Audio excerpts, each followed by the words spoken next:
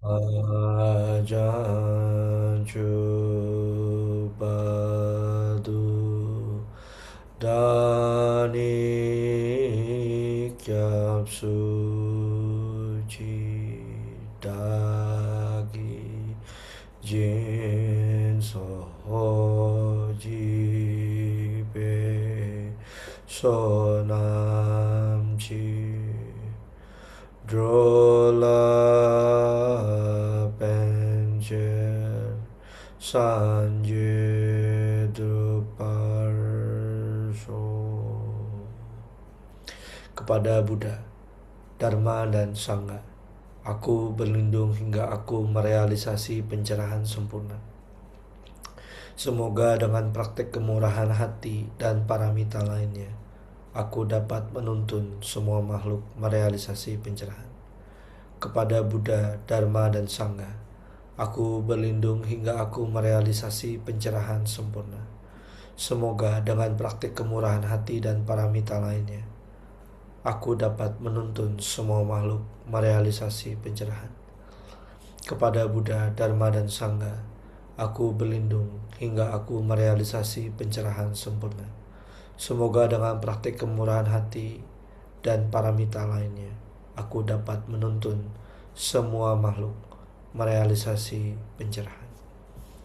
Samchen tam je dewa tang dewe juta den prajuci duknya dang duknya ji juda dawa juci Dugnal mepe dewa tampatang mindra waju ngiring ceda anida trawe tang nyom chen pola ne prajuci.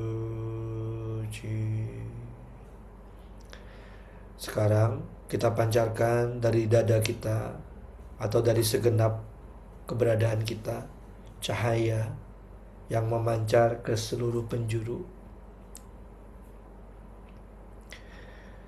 Ke depan Anda tak terhingga jaraknya, ke sebelah kanan, belakang, kiri, seluruh arah mata angin, atas bawah seluruhnya tak terhingga. Pancarkan sinar ke seluruh penjuru, menyentuh semua makhluk yang tak terbatas jumlahnya. Semoga semua makhluk berbahagia dan mempunyai sebab-sebab kebahagiaan.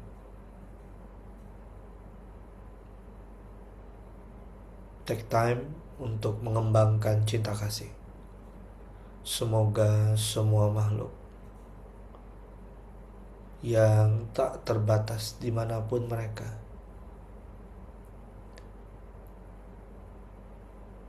menemukan kebahagiaan dan sebab-sebab kebahagiaan.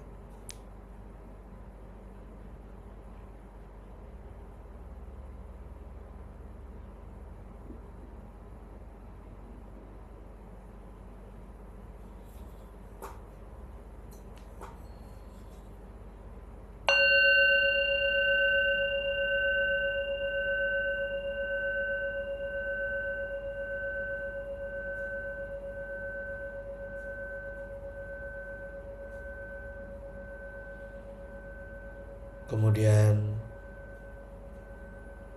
pancarkan lagi cinta kasih ke seluruh penjuru.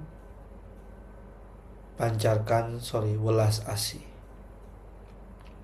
Semua makhluk di seluruh penjuru bebas dari semua penderitaan yang saat ini mereka sedang derita. Dan semoga mereka juga menemukan kebebasan dari akar penderitaan.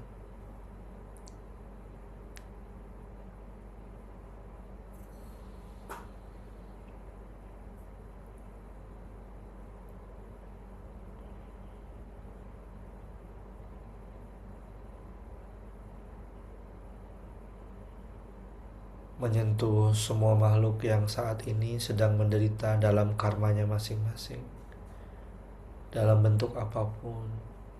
Semoga mereka mendapatkan kelegaan, kebebasan, dan pada akhirnya mencabut akar dari penderitaan.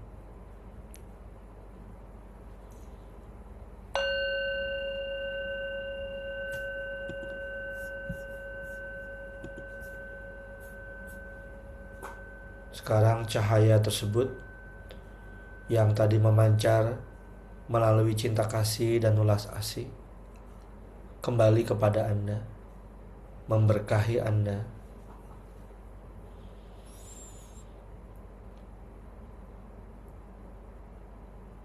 dan memenuhi seluruh diri Anda. Anda mengakumulasi kebajikan, Anda mengakumulasi kebijaksanaan. Berbahagialah. Berbahagia karena malam ini kita masih bisa berkumpul berlatih meskipun online. Kita masih punya karma yang saling bertaut untuk berlatih dharma yang sangat berharga ini. How nice Anda apresiasi itu dalam diri Anda.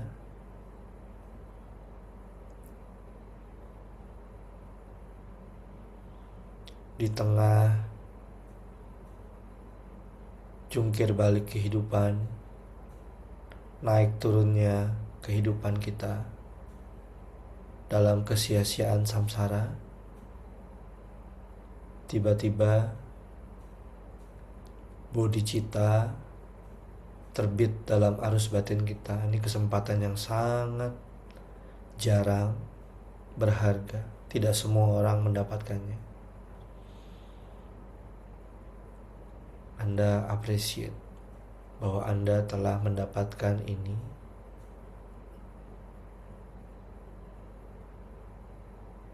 Dan Anda juga memutuskan untuk berlatih malam ini. What a privilege, dan what a good merit that we gather together. Rejoice untuk diri Anda karena telah ada di sini.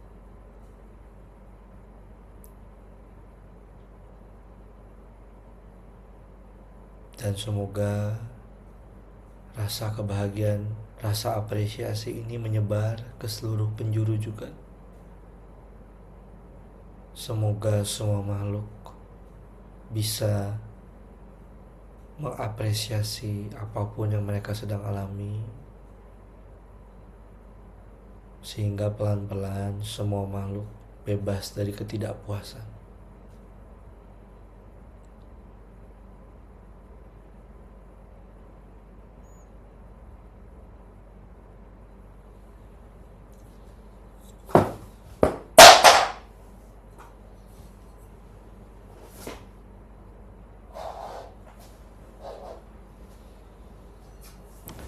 Appreciate karena Anda masih punya tubuh yang bisa mendengar, masih bisa melihat, masih bisa berfungsi. Mungkin sudah tidak sempurna tubuh Anda, mungkin sudah ada sakit-sakitan, tapi Anda masih punya kapasitas untuk berlatih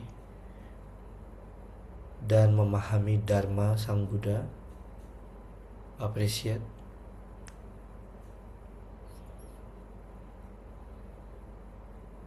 Semoga semua makhluk juga bisa merasakan kebahagiaan ini, merasakan keberuntungan ini.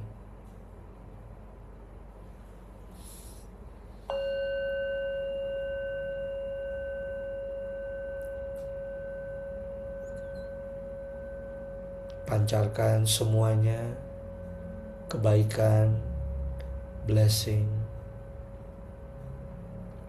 dalam bentuk mantra medicine Buddha atau mantra apapun atau mengembangkan cinta kasih belas asih ke seluruh penjuru, ke semua alam, tanpa memilih mana yang suka, mana yang Anda tidak suka. Pancarkan terutama kepada orang-orang yang pernah menyakiti Anda, orang-orang yang pernah merugikan Anda, orang-orang yang mungkin nyebelin menurut Anda. Semoga kalian semua bisa menemukan kebahagiaan, bisa bebas dari penderitaan. Semoga kalian bisa membangkitkan bodhicitta hingga tercerahkan.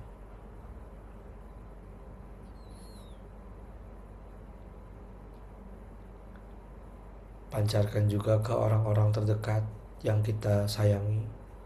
Mungkin papa, mama, istri atau suami, anak-anak. Semoga kalian semua bisa membangkitkan bodhicitta dan mencapai pencerahan. Semoga kalian semua bahagia, bebas dari penderitaan.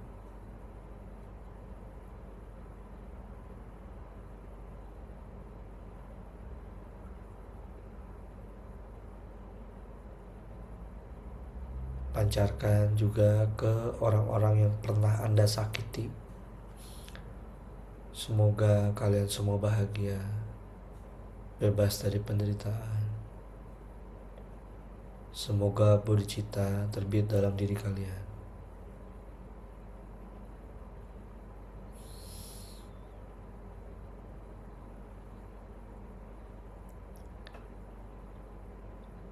Orang-orang yang menyakiti Anda, baik dulu, sekarang maupun yang akan datang, semoga kalian semua menemukan kebahagiaan, bebas dari penderitaan, membangkitkan bodhicitta.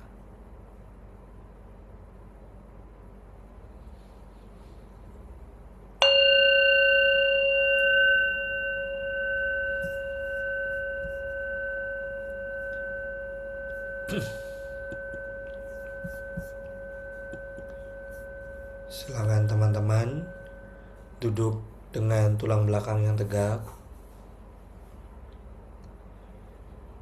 Tegak tapi tidak tegang, sewajarnya. Dan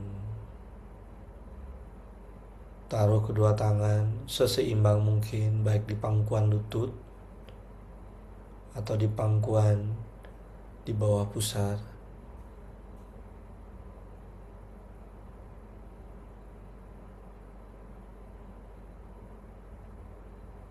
Rasakan bumi yang saat ini mendukung tubuh Anda.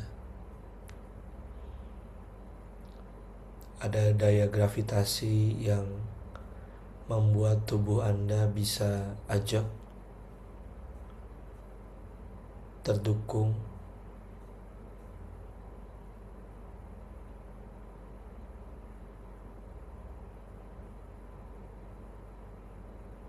Ruangan tempat Anda berada saat ini, sadari.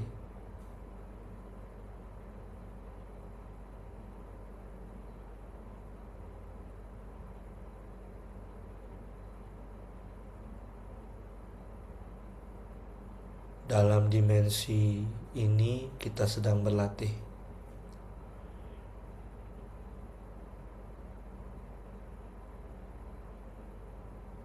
Ada bentuk dan warna yang tertangkap oleh mata Anda. Ada suara-suara yang tertangkap oleh telinga Anda.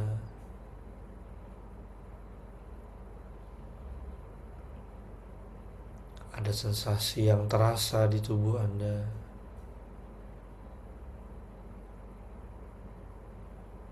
Izinkan dan bawa sepenuhnya itu dalam duduk Anda. Sepenuhnya tubuh Anda duduk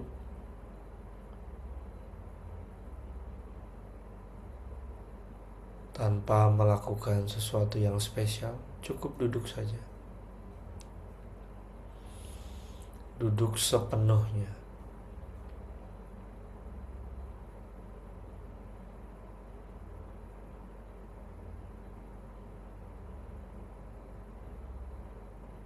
Izinkan energi tubuh Anda juga sepenuhnya di tempat ini bersama tubuh. Dan batin Anda sepenuhnya bersama dengan tubuh di sini kini.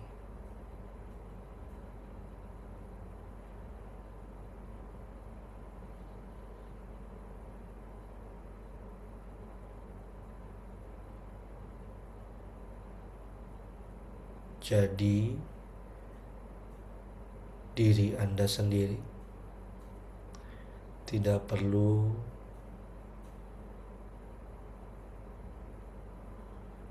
berpura-pura menjadi orang lain. Duduklah sebagai diri Anda apa adanya.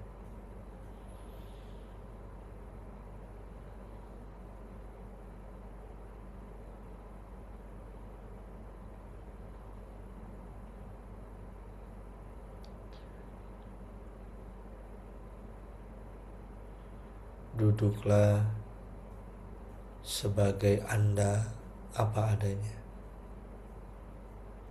bukan sebagai Anda yang seharusnya, bukan. Tapi duduklah seperti Anda apa adanya.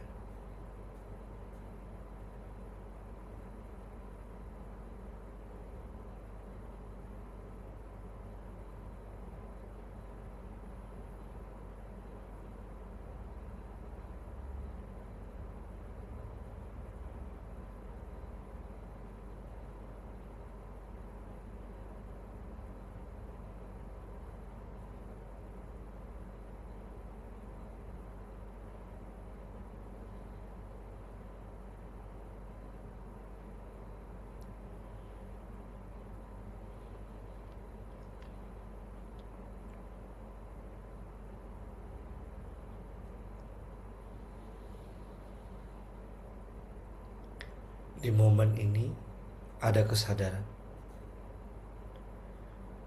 the knower. Di balik mata Anda yang melihat, ada kesadaran yang tahu mata melihat.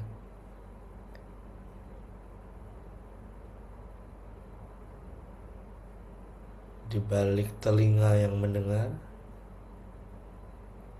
ada kesadaran yang tahu telinga mendengar.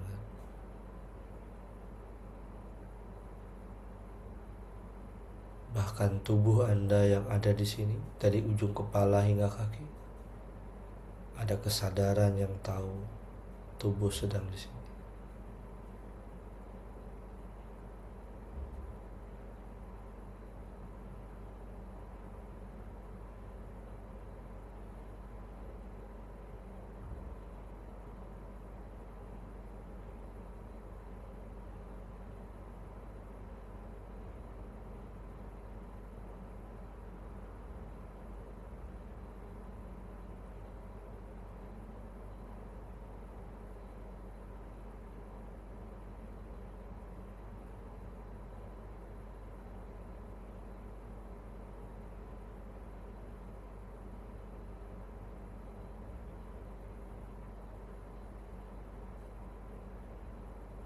Tidak perlu melakukan apapun,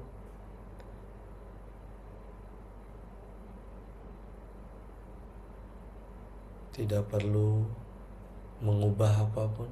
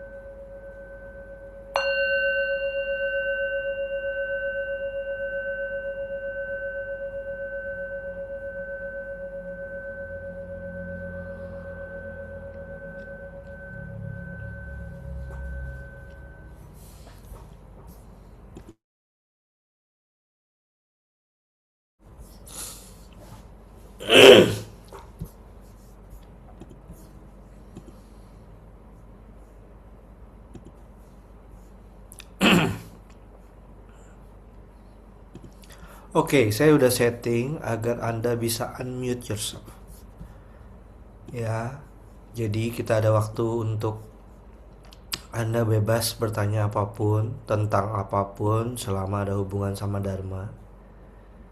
It's okay. So, if you have any questions, jadi ini adalah kayak free flow topic. Secara berkala saya akan membuat sesi Q&A. Jadi silahkan Anda boleh bertanya topik apapun terkait Dharma atau latihan Anda atau apapun. Silahkan. Anda boleh bertanya, unmute, atau Anda boleh chat, atau Anda boleh anonymous gitu. Anonymous, kalau Anda anonymous, Anda boleh chat sebagai anonymous atau Anda WA ke saya. Tapi kalau untuk WA saya kadang-kadang nggak lihat langsung ya kalau lagi di Zoom gini. Jadi ada baiknya silahkan bertanya kalau ada yang mau langsung.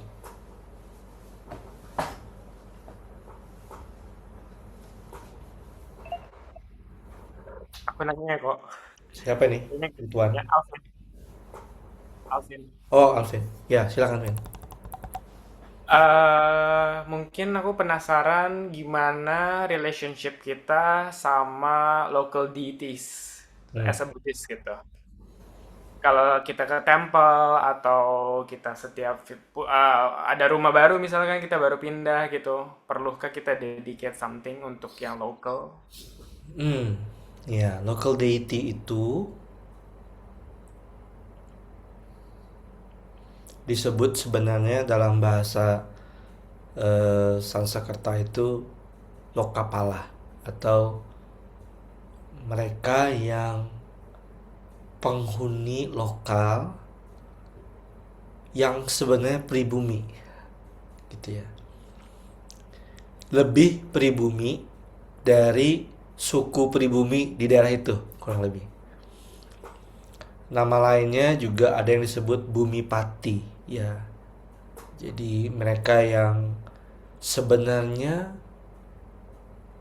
menjadi pemilik sah dari sebuah daerah, bahkan mungkin mereka sudah ada jauh sebelum suku manusia menetap daerah itu ya. Jadi mereka sebenarnya adalah, kalau boleh bilang, tuan tanah yang sebenarnya ya. Kalau kita kan punya negara, ada hukum otoritas negara yang mengatur, dan negara punya otoritas untuk menertibkan. Tapi sebenarnya di dalam alam semesta yang tidak selalu ada wujudnya ini ya, dan kita tuh kadang sering lupa bahwa tidak hanya manusia yang ada di sini, tapi juga ada hewan, tumbuhan, dan juga makhluk-makhluk yang sifatnya mungkin lebih halus ya. Baik kita kategorikan mereka itu, jadi dalam Buddhism, gods and demons actually is the same. Maksudnya gimana? Karena mereka adalah makhluk-makhluk yang punya power lah basically. Disebut gods kalau ternyata hubungan kita sama mereka itu saling menguntungkan gitu ya. Disebut demons kalau salah satu pihak merugikan. Dalam kasus ini dari kan, bagi si demon, manusia nggak tahu mereka nyebutnya apa. Tapi bagi kita, kalau kita diganggu, maka kita sebut itu tuh demon gitu ya, seakan-akan dia jahat. Tapi bisa aja kita tuh kan bisa saling menyakiti tanpa ada maksud jahat sebenarnya. Hanya aja cara kita berbeda, kultur kita berbeda, the way we live and present ourselves is different, sehingga saling menyakiti padahal nggak ada niat gitu. Jadi dalam Buddhism sangat penting untuk kita tahu adat, baik adat secara spirit, energi, dan juga adat secara lokal di mana kita tinggal gitu ya. Kita perlu untuk uh, ber bersilaturahmi dan hidup berdampingan dengan baik. Tapi Anda perlu tahu bahwa local deity itu kebanyakan belum tercerahkan. Jadi Anda tidak berlindung ke mereka. Of course, semua makhluk termasuk local deity, kita semut sekalipun punya hakikat kebudaan. Tapi maksud saya adalah tidak berlindung ke mereka. Anda tidak menganggap mereka seperti Buddha yang yang tidak akan marah atau tidak akan kesengsem sama Anda hanya karena Anda melakukan sesuatu gitu. Kalau Buddha kan dia bebas dari suka dan tidak suka. Tapi kalau mereka suka dan sukanya spesifik, mereka tidak suka dan tidak sukanya spesifik. Karena mereka kan samsarik, mereka masih dualistik. Jadi kita nggak bisa menganggap mereka tuh kayak oh Buddha mengerti lah kayak bukan gitu. Ya mereka harus sangat spesifik. Ya, saya pernah punya cerita tentang ini. Jadi kan saya sebenarnya bolak-balik ke Jepang lumayan sering ya, karena kan saya ada pendidikan gitu. Eh, tapi kepergian saya ke Jepang kalau nggak salah 2 tahun lalu, waktu saya mulai masuk ke Kyoto, saya merasa aneh banget di Kyoto itu. Nggak biasanya begitu. Saya merasa di hari itu apapun yang saya targetkan untuk kunjungi dan lakukan itu kayak diputar dan aneh gitu. Terus anak saya juga nggak mau makan waktu itu, terus juga kencingnya jadi pink, warna pink karena padahal dia minum banyak, tapi kencingnya jadi pink, itu kan tanda dehidrasi gitu. Pokoknya aneh banget deh. Dan ada satu ketika bahkan kita ke Inari Temple yang deket Nara itu, ya kita ke sana, itu kan area yang sering dikunjungi dan banyak, tuh area turis gitu ya. Kita sebenarnya mau ke sana aja, tapi kami itu sampai tersesat. Itu kan padahal nggak sulit ya. Kita tuh kayak harus bahkan makan di tempat permainan anak terbengkalai yang hawanya tuh agak creepy gitu. Aneh banget deh pokoknya di malam itu. Bahkan kami juga malam itu tersesat-sesat. Aneh banget kan gitu. Jadi padahal tuh Kyoto is a big city yang kita like. Nah, saya merasa kuat banget impresi dari saya di dalam diri saya waktu saya pulang. Waktu saya ada beli coklat di 7-Eleven di sana.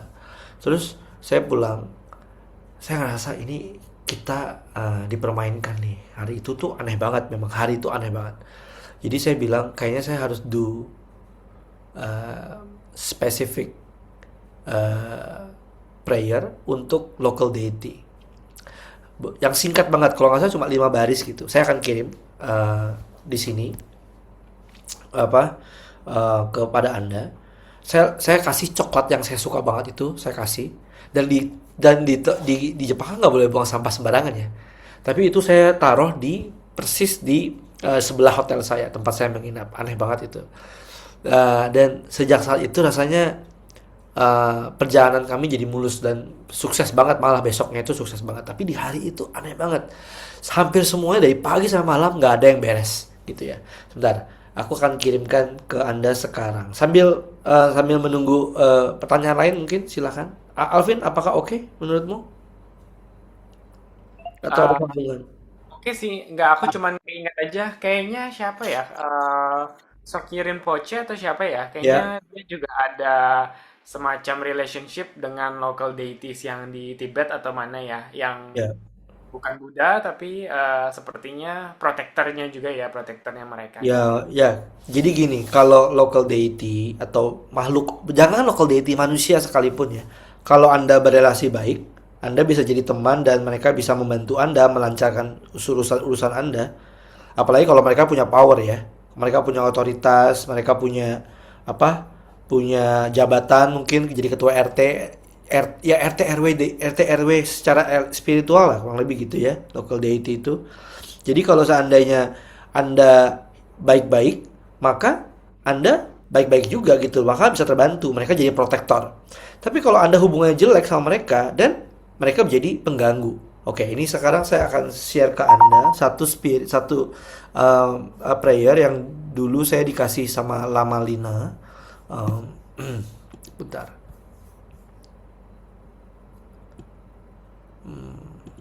Gimana sih ngirim file di Zoom ya? Share aja kali ya. Oh, sorry, sorry. Stop share. Bentar. Bisa nggak sih Di kirim di chat? di chat di bawahnya ada gambar file. Oke. File. Maaf ya, saya ini agak Nanti sedikit. tinggal, Oh iya iya iya. tinggal File. Wait. Dari my computer. Dari tadi desktop. Oh ini kali ya. Nah ini dia. Kalian boleh buka di Safari. Itu saya barusan kirim. Masuk nggak? iya, masuk masuk kok. Ya ini saya share screen juga. Anda boleh simpan file ini dan Anda bisa lakukan apalagi kalau tempat Anda tempat baru. Land Spirit Offering ya. Tonpa Lame Sanjari Boja. Jadi kita Anda beri penghormatan dulu kepada Buddha. Anda beri penghormatan dulu kepada Dharma. Anda beri penghormatan dulu kepada Sangha. Nah, ini adalah pelindungan Anda. To the object of refuge, Triratna, saya memberikan persembahan. Jadi biasanya Anda persembahkan makanan atau apapun lah basically. And then baru nih lokalnya. To all you spirits, owner of this land and place, together with your retinue, kepada spirit lokal, pemilik tempat lokal di sini, tempat ini atau apapun, maka persembahan ini menjadi makanan dan minuman yang enak gitulah ya. Tolong perform aktivitas untuk memenuhi niat kami sebagai praktisi, sebagai yogi, baik sebagai guru maupun sebagai murid. Supaya tujuannya adalah supaya ajaran Sang Buddha itu subur dan menyebar baik gitu ya. Semoga kamu dengan kekuatan persembahan dan doa ini dimanapun lokasi apapun kami berada, semoga kesakitan itu ditenangkan, diredakan, kemiskinan juga diredakan, konflik juga diredakan, dan semoga ajaran Sang Buddha dan kemakmuran meningkat. Jadi ini kalian bagus nih ya, ini do always and everywhere. Jadi kalau Anda masuk ke tempat baru, masuk rumah baru, mungkin Anda berpergian, Anda tamasya nih, Anda nginep di hotel atau Anda tamat camping gitu. So always do this ya. So please keep this, and then it's okay untuk kita kulun nuwun lah basically. Kulun nuwun ke lokal. Tapi ingat mereka bukan sebagai objek pelindungan. Mereka belum tercerahkan. Jadi mereka sama-sama ilusinya sama Anda, sama-sama emosional, hanya triggernya mungkin berbeda. Tapi kan it's okay untuk kita bersahabat. Kenapa kita harus bersahabat hanya dengan manusia kan? It's okay.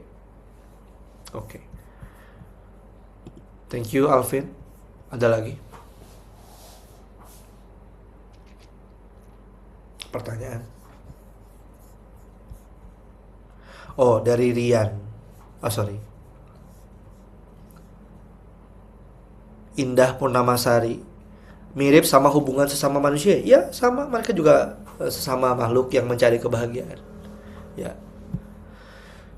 Dan tidak mau menderita. Sama exactly like you. Kan kita maunya makanan, mereka juga mau makanan. It's okay dong ya, ini kan niat baik, itikat baik. Nova tanya, dok, jika riset Om Mani Padme Hum visualisasinya apa ya? Visualisasinya adalah bayangkan cahaya dan memancarkan cinta kasih ke seluruh penjuru. Cahayanya bebas warnanya apa. Kalau chant Om Mani Padme Hum Anda ingin meredakan situasi yang kayaknya conflicting atau sakit, maka Anda boleh pakai cahaya warna putih. Kalau Anda ingin meningkatkan sesuatu untuk supaya lebih harmonis, lebih prosperity gitu ya. Anda ingin menolong orang yang menderita supaya mereka tuh bisa kondisinya lebih baik, maka Anda boleh atau Anda lihat orang miskin, mereka perlu bantuan kekayaan, Anda boleh pancarkan cahaya kuning. Atau kalau Anda ingin menaklukkan orang-orang yang mungkin sulit dengerin Anda, sulit yakin sama Anda boleh pakai cahaya warna merah. Kalau Anda ingin menghancurkan halangan dengan lebih garang, Anda boleh pakai cahaya warna hitam atau hijau. Ya, tapi exactly motivasinya dari cahaya itu adalah kayak ulas asih, cinta kasih, menolong mereka. Ya. Oke. Terus Rian, izin tanya dok tentang reinkarnasi seperti Dalai Lama. Bagaimana caranya untuk tahu bahwa seorang bayi itu adalah tulku atau reinkarnasi dari Dalai Lama sebelumnya? Basically saya harus ngomong bahwa tulku dalam bahasa Tibet itu artinya adalah manifested. Kita semua adalah tulku. Ya, ada dua jenis tulku. Mereka yang lahir kembali karena karmanya, which is itu kemungkinan besar kita. Kita lahir kembali bukan karena kita memilih. Kita lahir kembali karena kita terseret oleh karma kita. Ya. Tapi bagi mereka yang sudah punya derajat kesucian tertentu, mereka memilih terlahir kembali bukan karena karmanya, mereka bukan karena terseret karma, tapi karena aspirasi. Mereka sudah tidak terseret karma, tapi mereka punya aspirasi untuk menolong semua makhluk. Jadi by choice, mereka memilih terlahir kembali dalam lingkungan tertentu untuk menyiapkan kondisi yang mereka aspirasikan agar mereka bisa menolong semua makhluk. Ya. Nah, bagaimana untuk tahu pasti guru itu adalah beneran reinkarnasi Dalai Lama apa enggak, atau reinkarnasi guru besar apa enggak atau enggak? Well, to be honest, nggak ada yang bisa tahu pasti sih. Ada banyak metode untuk memastikan atau mengkonfirmasi reinkarnasi seseorang, yaitu guru-guru besar yang punya kemampuan meditasi, yang terpercaya gitu ya, yang saling ngecek dan tidak saling ngomong, tahu-tahu mereka come to conclusion gitu. Bisa seperti itu. Atau bisa juga dengan konfirmasi lewat memori past life dari apa yang mereka pegang, mereka ingat lokasi mereka di mana dulu, mereka pernah ngapain aja. Atau pada guru-guru besar tertentu ada yang menulis pesan. Jadi sebelum mereka mati, mereka menulis kayak wasiat, saya akan terlahir nanti di tahun berapa, dari keluarga yang seperti apa, ciri rumahnya seperti apa, di lokasinya apa, di tahun berapa, pakai perbintangan gitu ya, pakai horoskop berapa, di hari keberapa, jam keberapa. Jadi itu semua jadi petanda yang bisa memastikan. But to be honest, isu reinkarnasi itu telah lama menjadi isu politik sejak Tibet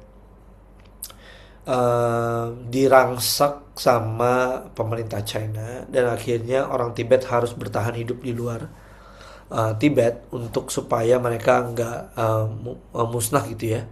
Jadi dan juga banyak banget manfaat ekonomi kalau kamu sebagai guru reinkarnasi gitu. Jadi banyak praktek kotor juga terkait reinkarnasi.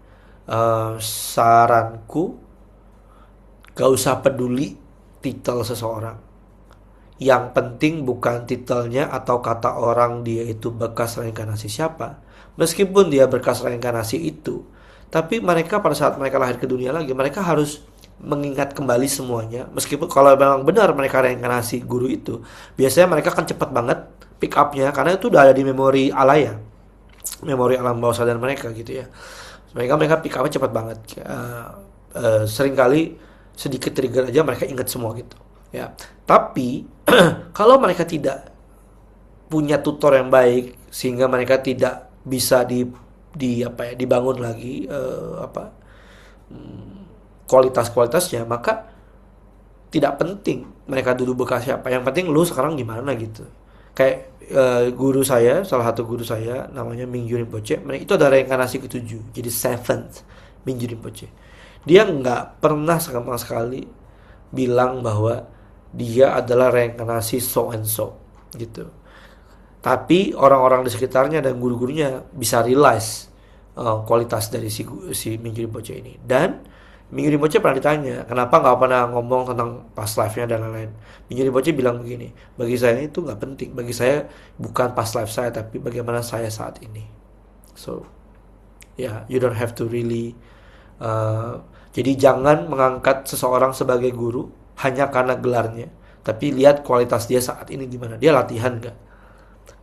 Dia available nggak for you? Dia mementingkan latihan kalian nggak, atau mau cari duit aja gitu, atau mau cari pengaruh aja gitu. So Kalau dia guru yang benar, maka the best interest yang dia benar-benar harapkan adalah latihanmu gimana gitu. Itu salah satu cara cek guru, ya. Dan silsilahnya gimana, ya, gitu. Oke, saya akan minta Dewita dulu ya. Dewita, please unmute yourself dan tanya. Malam dok dan Yes. semuanya, aku mau nanya, setahu aku kan kalau belajar Buddhism di Vajrayana punya guru itu penting.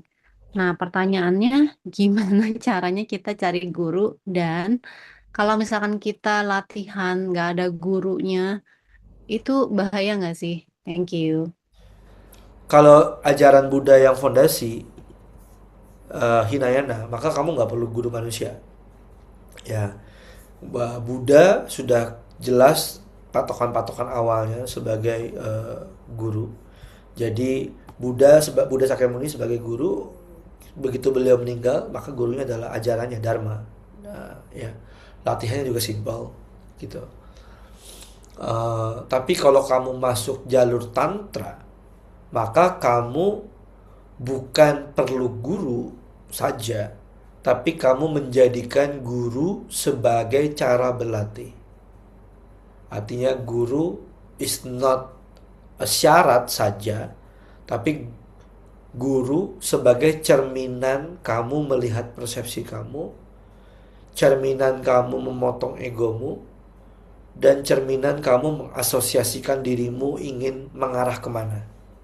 So, in Vajrayana, guru is the path. Ya. Jadi dalam latihan Tantrayana atau Vajrayana, dan you need a teacher. Bagaimana cara memilih guru? Maka yang pertama, guru yang silsilahnya jelas. Ya. Ya, kita nggak usah ngomongin kualitas individu dulu. Kita ngomongin dulu kualitas dia itu dalam silsilah yang jelas. Dari turun guru murid dia gurunya guru ini siapa gitu. Gurunya guru ini siapa. Jadi jelas itu dia silsilahnya gimana. Harus legit ya. Itu yang pertama. Yang kedua, dia harus punya kualitas latihan yang baik. Kita harus lihat dia latihannya gimana gitu. Dan tidak hanya lihat latihannya gimana, kita juga harus lihat buah latihannya dia gimana. Bagaimana paramitanya, bagaimana cinta kasihnya, ulas asihnya. Di saat zaman Kali Yuga atau zaman kemerosotan ini, maka sulit untuk mendapatkan guru yang perfect. Karena batin kita pun menjadi tidak perfect banget kan. Kita ngeliat selalu negatifnya dulu gitu. Kita terlatih seperti itu. So it's very hard. Ya, so at least minimum adalah guru itu silsilahnya intak. Yang kedua, dia prakteknya legit dan dia peduli sama pencerahan kamu. 3 itu aja.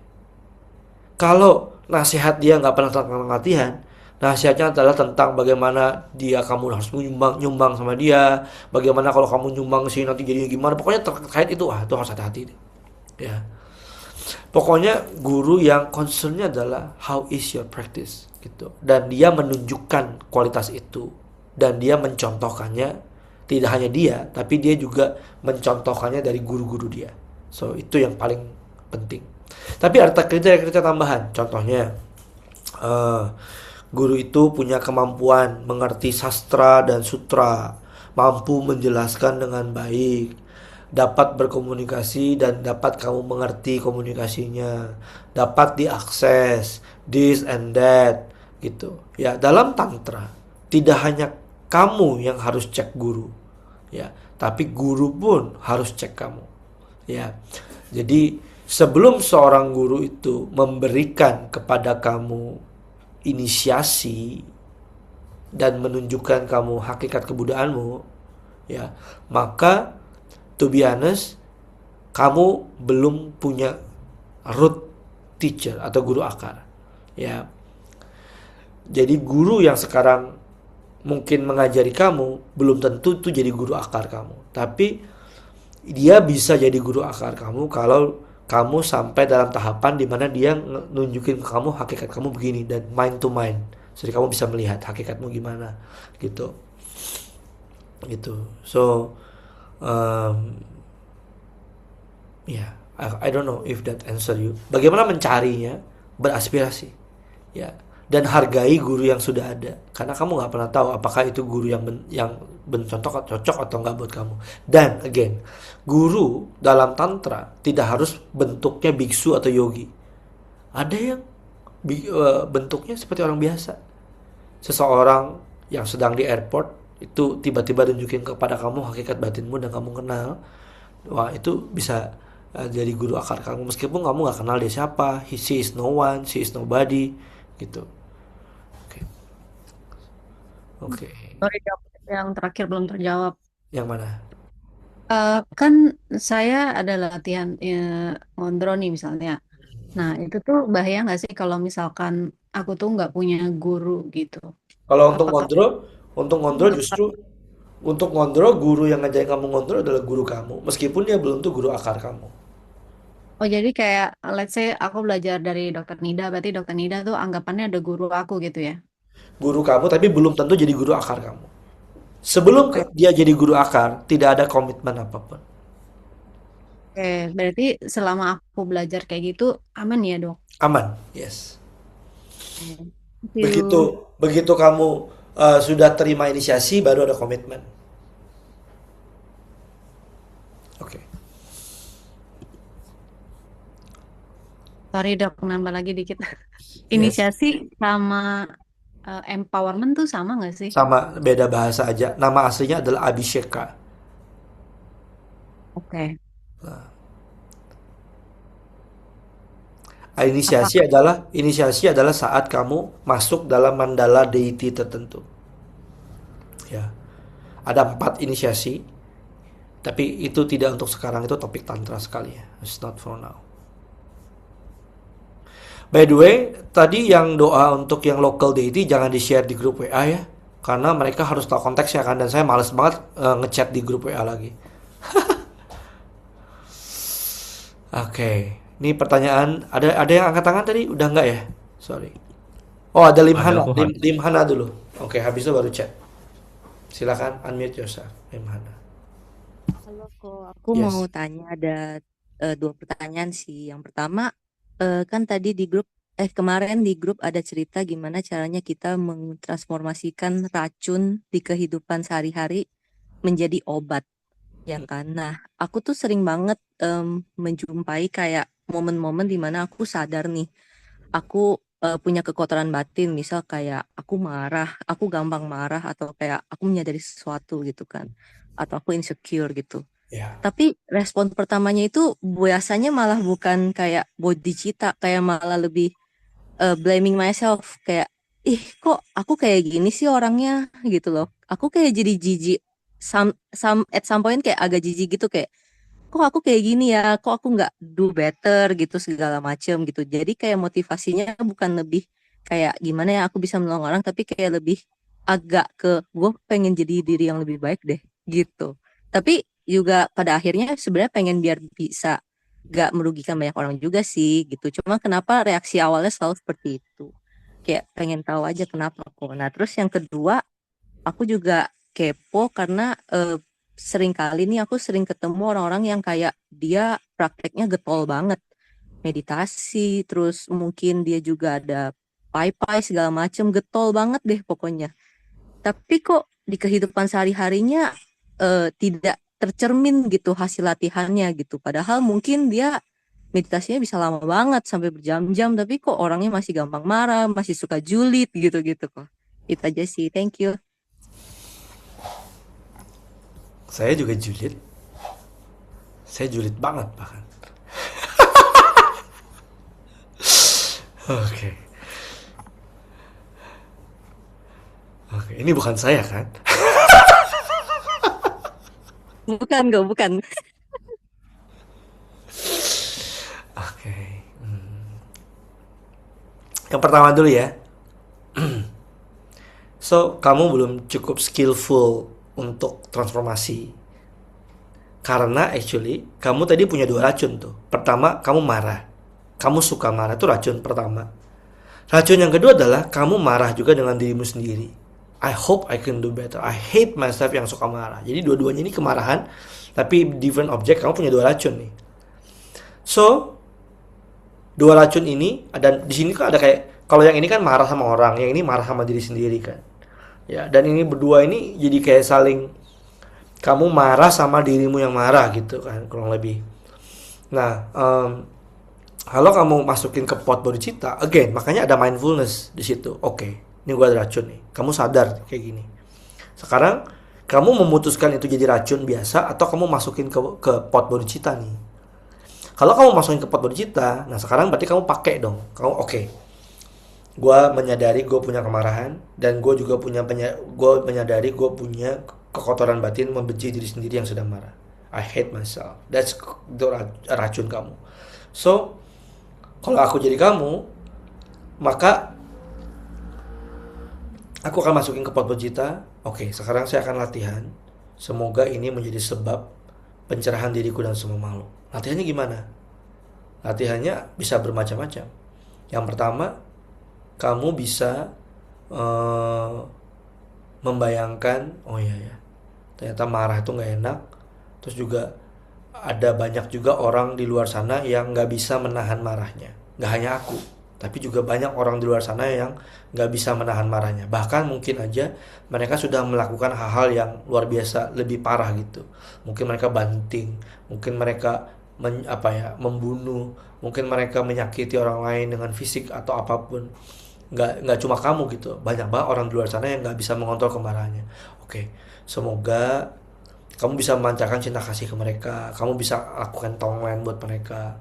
Kamu juga bisa membayangkan kemarahanmu, kamu keluarkan, kamu project out dalam bentuk dirimu yang marah. Kamu pancarkan cinta kasih ke dia. Kamu bisa ajak kemarahanmu untuk namaskara bersama saat ngondro. Kamu bisa, kalau kamu belajar water torma, kamu bisa offer torma ini kepada dirimu yang marah. So it's a lot of things. Maksudnya cara transformasinya itu banyak banget, 84.000 cara. Artinya nggak terhingga. Lewat berbagai ritual, berbagai meditasi aja macam-macam. Mau menyadari marah, menyadari ketidakkekalan marah, ketiadakuan dari kemarahan. So it's a lot. Tapi yang penting adalah kamu inget gak masukin ke dalam bodhicitta. Oke, gue punya racun nih. Racun ini gue masukin dulu ke pot bodhicitta.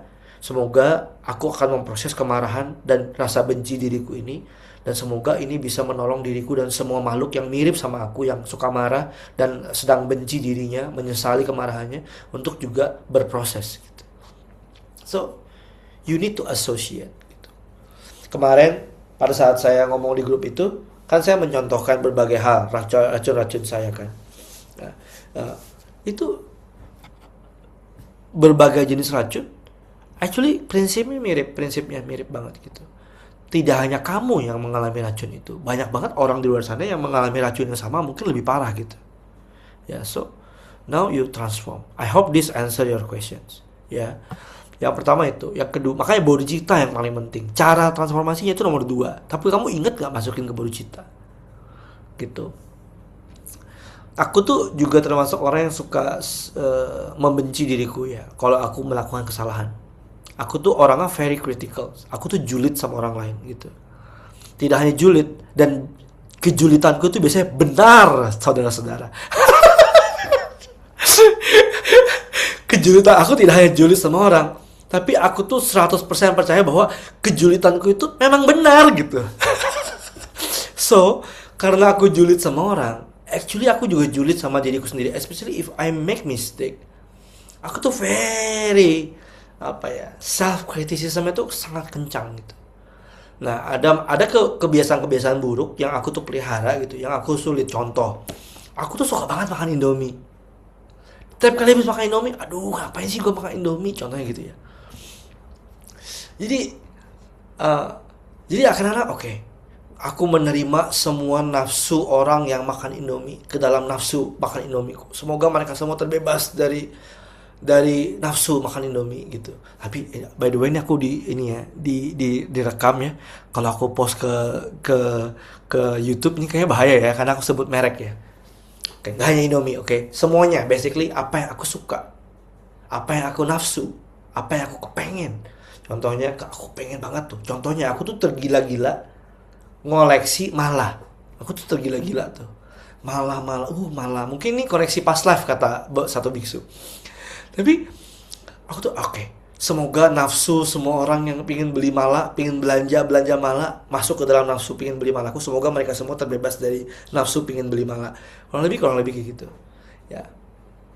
So a lot of things to transform. You can actually, ya.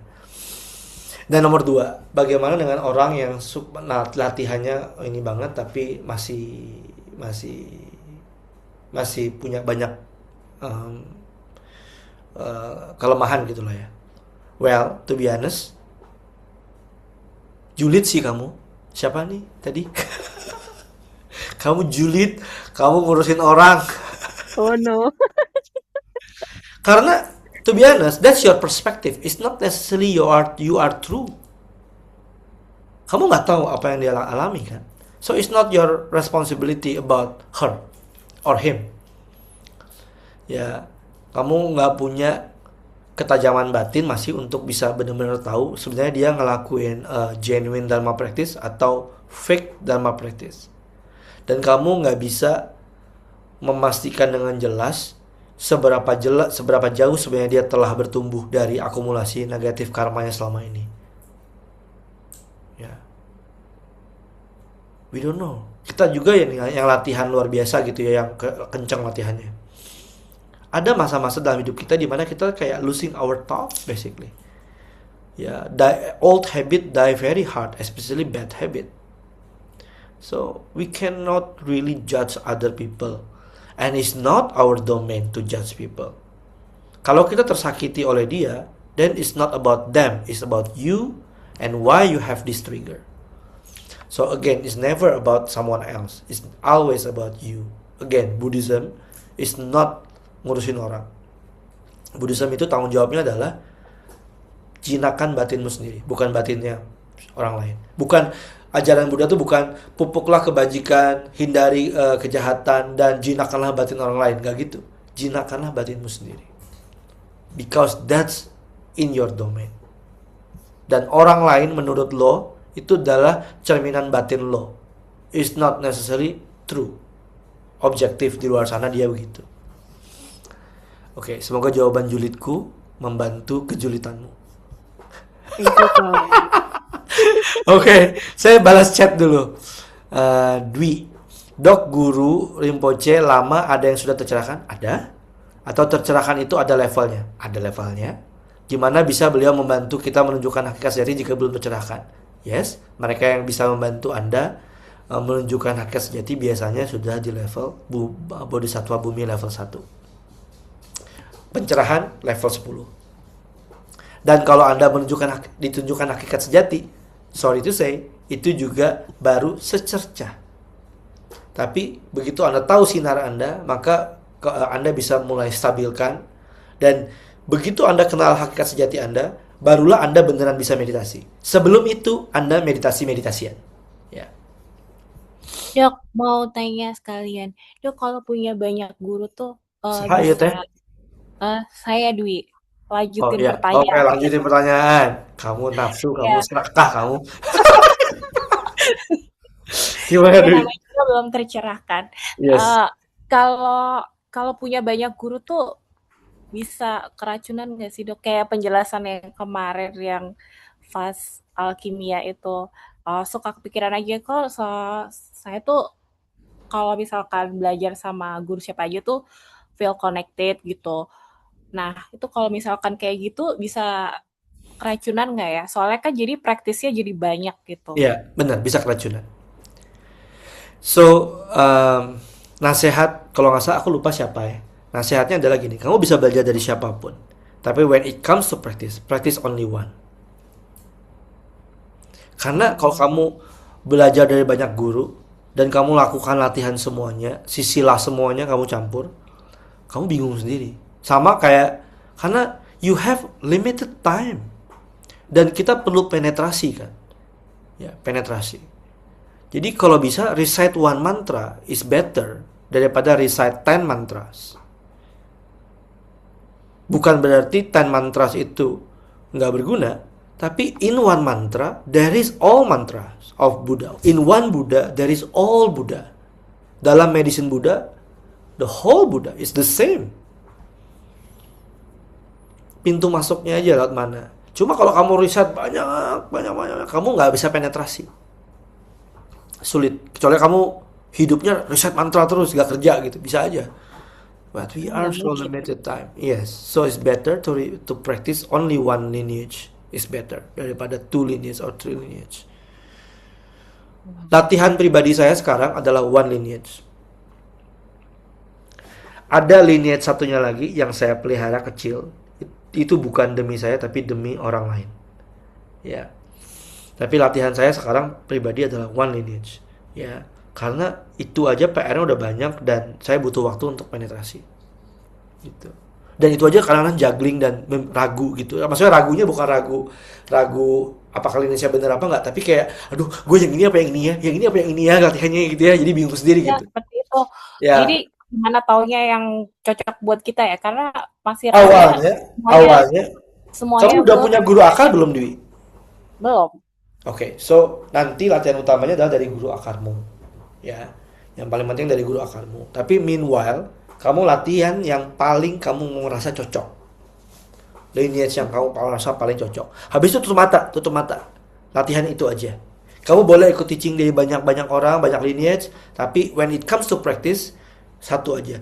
Nah, kata Dorlop Rinpoche, jadi kamu boleh ke banyak guru, tapi gunakan semua pengetahuan dari banyak guru itu bukan untuk menggali 10 sumur. Tapi menggali satu sumur, tapi tekniknya kamu belajar dari banyak guru untuk menggali sumur yang satu itu. Gitu. Karena sebenarnya mirip kan. Dengan penekanan yang berbeda-beda mungkin. Tapi actually you can learn from many teachers, tapi dig one well. Oke, di awal boleh coba-coba. Tapi when it comes to certain degree, then you have to choose one and go deeper. Oke, Dok, in your opinion, dari Mama Wahyu Dewi, kalau punya waktu 30-45 menit sehari, will you do 100 Toma offering or ngondro? Ngondro adalah latihan fondasi yang paling lengkap. Torma offering itu snack bite, bukan makanan pokok. Tapi orang yang nggak ngondro akan sangat bermanfaat kalau mereka bisa makan snack bite. Kalau Anda sudah punya teaching ngondro, dan do ngondro. Ya, karena ngondro adalah sistematika latihan yang sangat cerdas untuk mendekonstruksi dan mempurifikasi, tidak hanya mempurifikasi tapi juga mengakumulasi dengan sangat luar biasa. Ya. Dok, pembaca buku Supernova-nya di Lestari nggak? Iya. Gimana pendapat Dr. Yudi tentang itu dan konsep Bodhisattva? Dewi Lestari pernah bilang ke saya kalau dia terinspirasi dari Bodhisattva pada saat dia mengarang Supernova. Ya. Dan itu diceritakan dia juga pada saat dia talk bareng Mingyur Rinpoche. Waktu itu saya mendampingi sebagai MC dan host. Dan Mingyur Rinpoche dan Dewi sempat berdiskusi tentang about fiction. Bahwa seorang penulis fiksi itu menunjukkan bahwa batin kita ini bisa sangat kuat dalam membuat fiksi, bahkan tentang who we are. Karena siapa kita itu actually fiksi kan.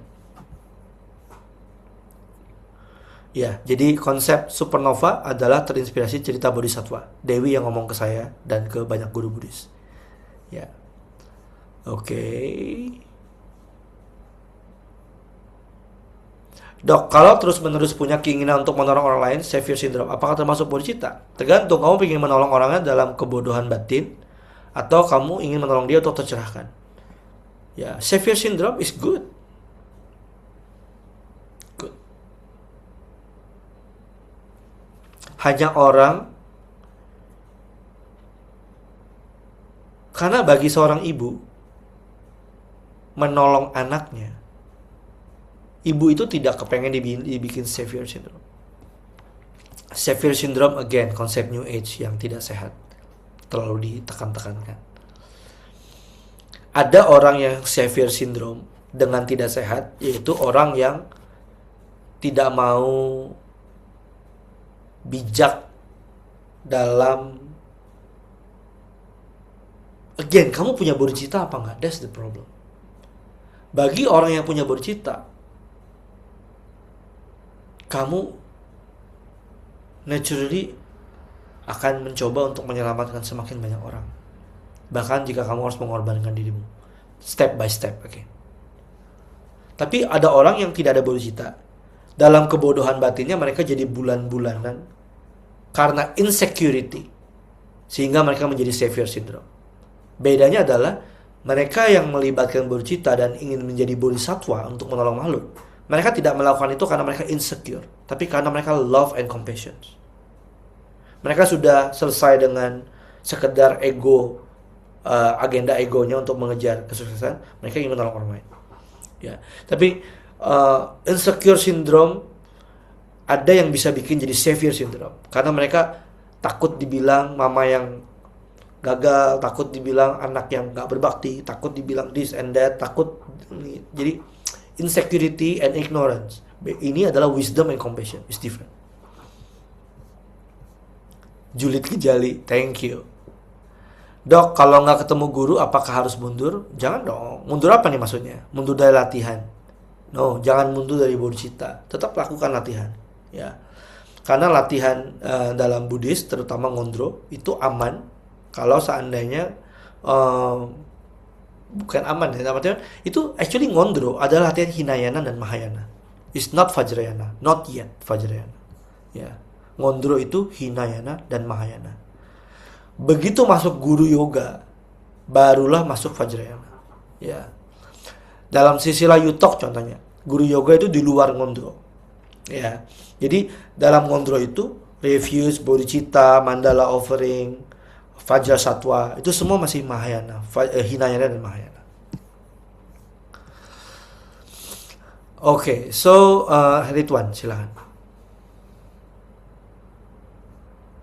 Malam dok. Yes. Ya, izin tanya nih, mau ngelanjutin pertanyaan yang tadi yang Alvin kalau nggak salah. Kalau seandainya guru besar aja ngomong kasarnya, dia bisa memilih untuk bisa lahir kembali untuk masih menolong semua makhluk.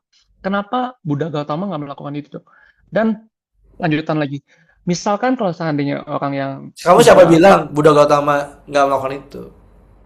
maksudku kan sudah dibilang, ini sepengetahuanku ya, boleh dibantu koreksi karena katanya ya udah diantara ada sama nggak ada. Jadi aku bingung sih konsep ini. Oke, Ridwan.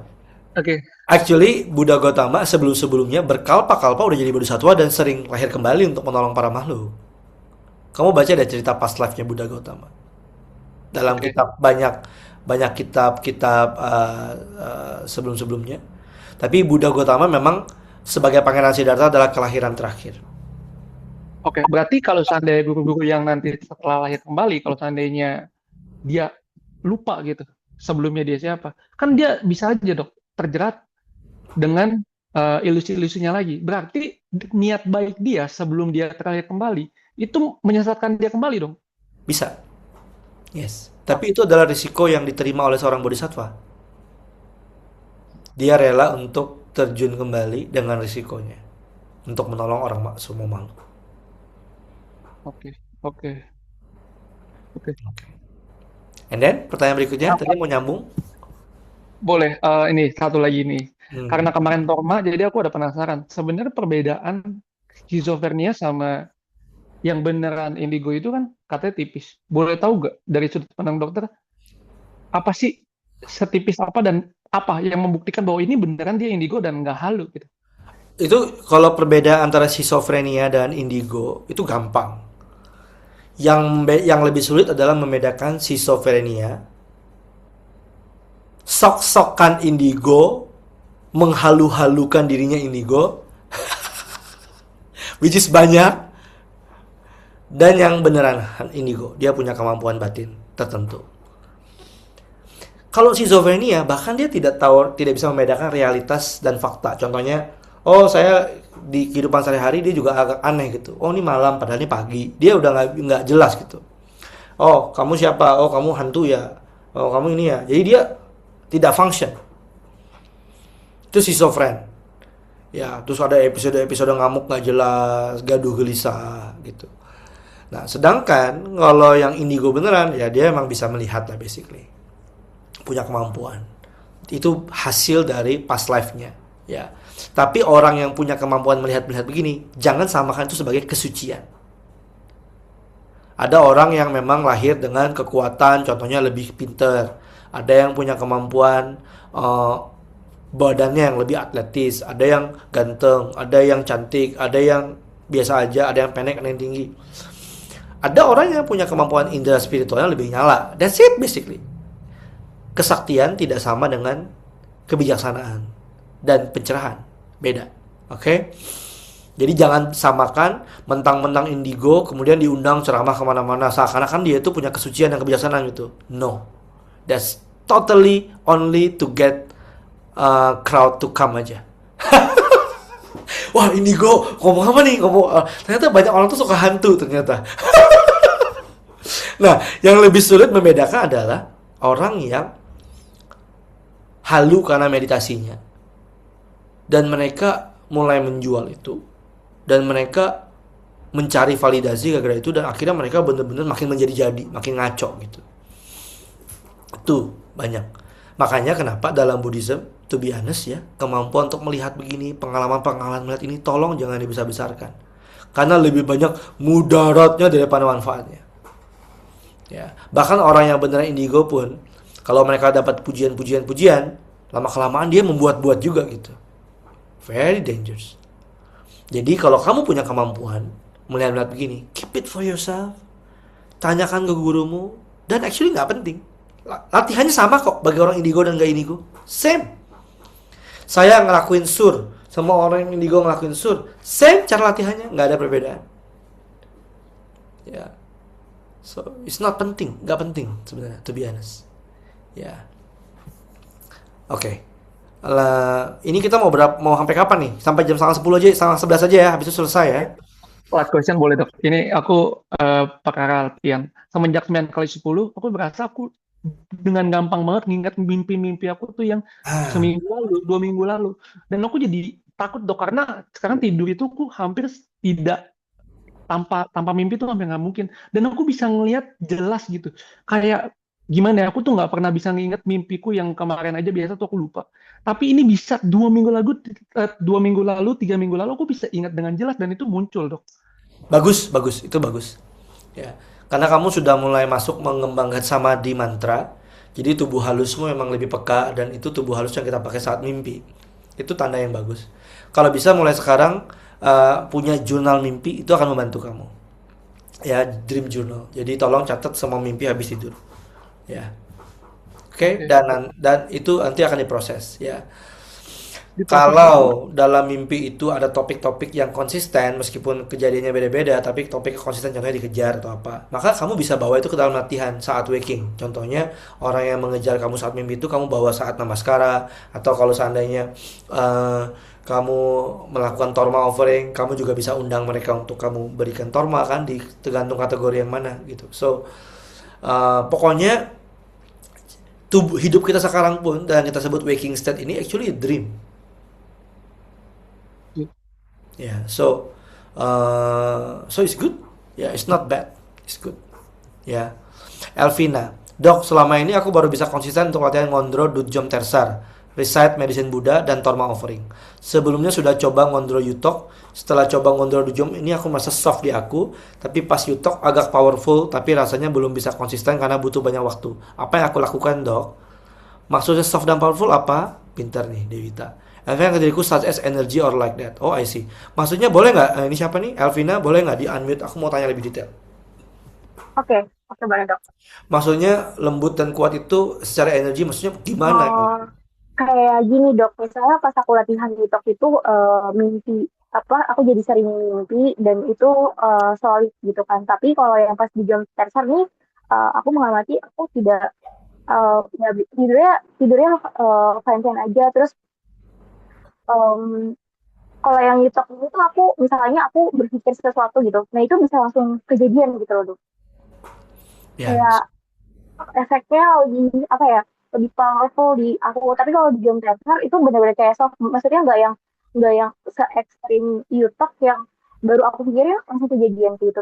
Tapi kalau yang itu tuh kayak butuh waktu untuk tercapai gitu dok. Actually yang paling penting bukan mimpi-mimpi atau energinya, tapi latihan mana yang membuat kamu semakin bisa connect sama bodhicitta. Yang mana? Kalau aku merasanya sih lebih ke yang YouTube karena itu benar-benar secara apa powerful itu juga nggak termasuk masih termasuk ini dok apa kayak aku merasa egoku lebih terpotong ketika YouTube tapi secara waktu aku lebih nyaman dan merasa enak jalaninya tuh di jam tersar gitu. Jadi kayak berat gitu loh kalau untuk So, di kalau jam tersar. Yutok, kamu kan sudah ngelakuin sampai bagian terakhir ya. Tapi kalau di Jom Tesan, kamu kan, aku Iya. tahu kamu baru sampai nama sekarang kan. Heeh. Mungkin Enggak itu, aku lakuinnya sampai sampai ini sampai nama sekarang terus sampai yang di apa sampai yang terakhir juga sih dok yang sama lama sonam. aku jujur nggak ikut yang lama sonam yang terakhir. Jadi, eh, Mhm. oke, so kamu harus pilih salah satu. Kalau kamu sudah harus mulai memilih, ya. Jadi, kamu kan sekarang lakuin dua-duanya nih. Tapi kan, Gen, kamu nggak punya banyak waktu. Jadi Iya saran itu ada. saya, kamu perlu mulai memilih, kamu lebih mau mendalami yang mana.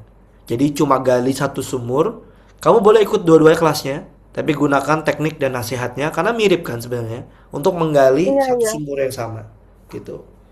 Ya, dengan Karena berbagai karena kalau kamu consider Lama Sonam is your teacher, maka itu Hah?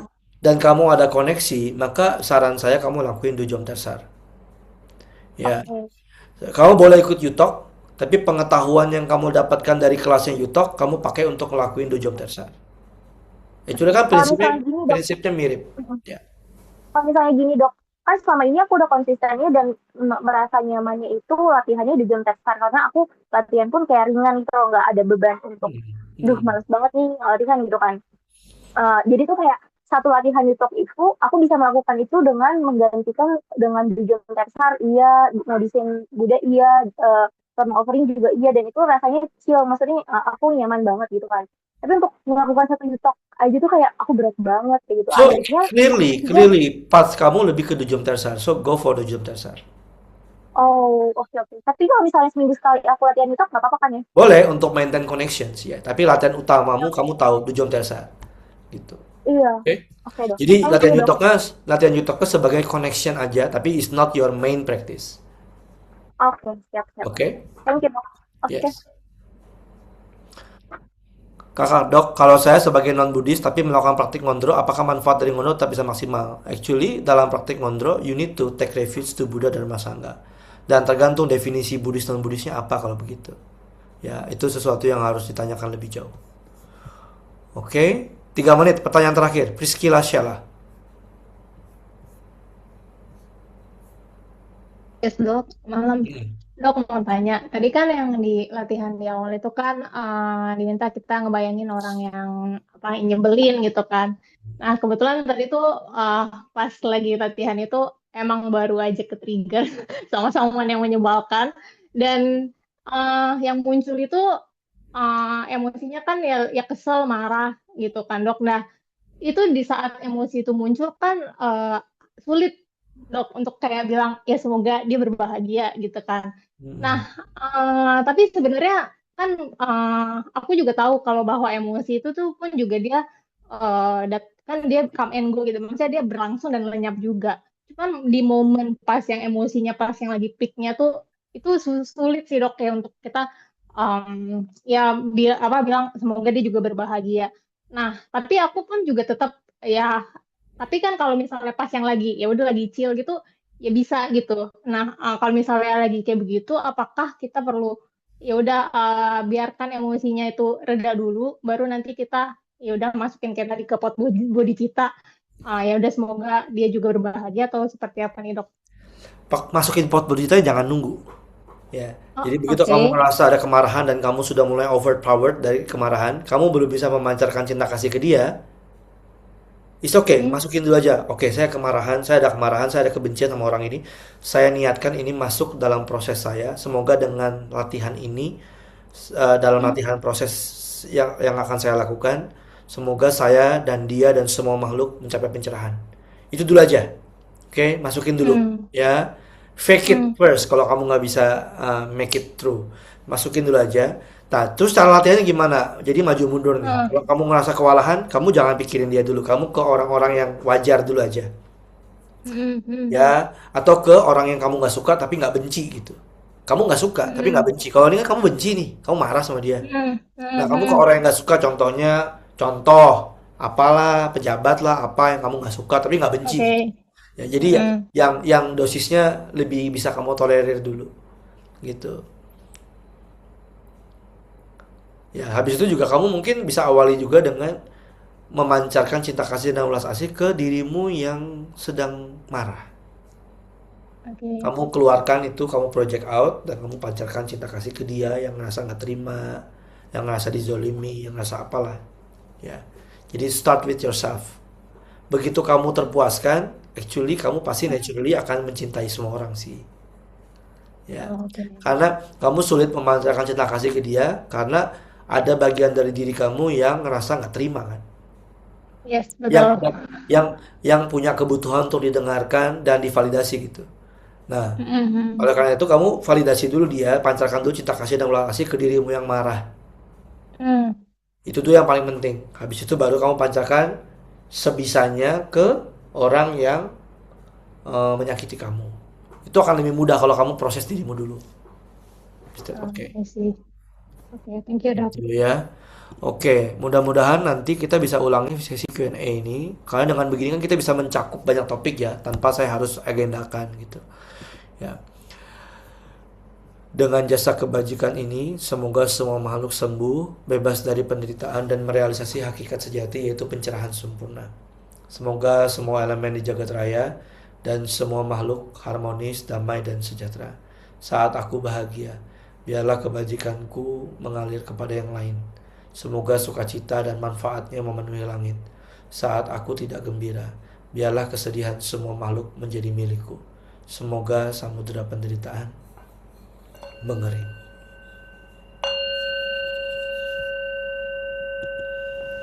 Baik teman-teman, selamat Hari Raya Waisak buat yang merayakan.